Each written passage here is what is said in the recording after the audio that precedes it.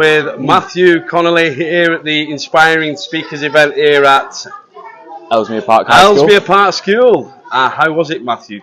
Oh, it was brilliant. The story was really it captured the kids. I could see how engaged they were.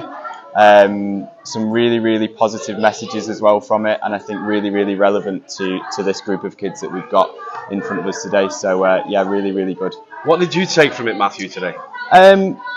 I think just the idea that it doesn't really matter where you are in life, you know, what stage you're at. You can do whatever you want, really, if you've got that mindset. I think that's the important thing I took from it.